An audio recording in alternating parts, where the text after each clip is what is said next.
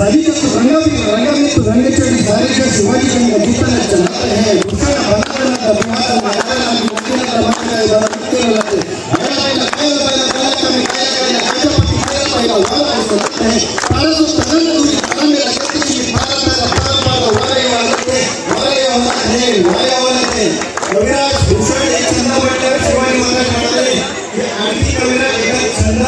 तुम्ही म्हणून दाखवा आणि कविराज भूषण म्हणाले पहिलं अमल भैया जिहाद को सलन के साल भैया जारी को जवाल भैया हार को कुटाल भैया हार के विधान वीर से कल शिव के भगवान तो हाथ को बसाल भैया बचना बकान तेरा लड़ भैया कृष्ण की ढाल भैया हिंदू की दीवार भैया काला को धन्यवाद। आज संघाचा शेवटचा हर हर कविराज भूषण म्हणतात तेरो तलवार भयो दक्षिण की धाक भयो ही यासाठी माझ्या गुरुंचं नाव घेणं मला क्रमप्राप्त आहे। गुरुवर्या एक संकलन गुरुवर्या अप्पासाहेब परब यांच्याकडूनच मी शिकलो। ते रुक्मी व्यक्तीला बोलतात की उत्तरेकडून आलेला हिरवा वादळ आम्ही आमच्या छातीवर 27 वर्ष गुंजवला म्हणून काशीचा विश्वेश्वर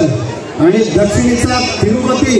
शाबूत राहिला तो आपल्या सर्वांमुळे राहिला भले आपल्या महाराष्ट्राची वाताहत झाली असेल म्हणून तुम्ही जर बघितलं तर उत्तरेकडे तुम्हाला संस्कृती नाही दिसणार महाराष्ट्रात मध्यम दिसेल पण दक्षिणेत मोठी मोठी मंदिरं दिसतील तिकडले चित्रपटकर्ते पण खूप तिथे आपल्या धर्माला प्रेरित असे चित्रपट काढतात धर्म राहिला तो शिवाजी महाराजांमुळे म्हणून माझ्या मते तरी आंध्रामध्ये शिवाजी महाराजांचं मंदिर आहे त्याचं कारण शिवाजी महाराज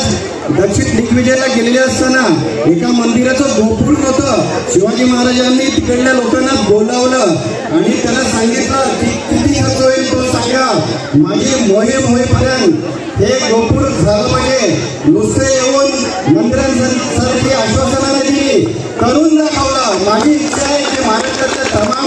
राजकारणी लोकांनी शिवाजी महाराजांचा आदर्श घेऊन बोले पैसा चाले असं वागावं आणि किती कामं करावी आणखी एक छंद गुरुजी आप्पा नेहमी बोलतात तर मला वाटतं की पण बोलावा एक छंद नक्कीच त्यांच्यासाठी देवल हिरावत फिरावती निस्सा मिळाले 80 रुपये रावण आणि लाभी गए सबकी गौरव गणपति आप औरन को देते तब अपनी बागे मारी गए धरती वीरा पैगंबरा दिगंबरा दिखाई देता जिंदगी सिधाई रही बात रब की काशियों की कला जाती मथुरा मसीह होती अगर शिवाजी ना होते तो सुन्नत हो सबकी छत्रपति शिवाजी महाराज की जय छत्रपति संभाजी महाराज की जय धन्यवाद मला थोडंसं वेळ दिल्याबद्दल धन्यवाद।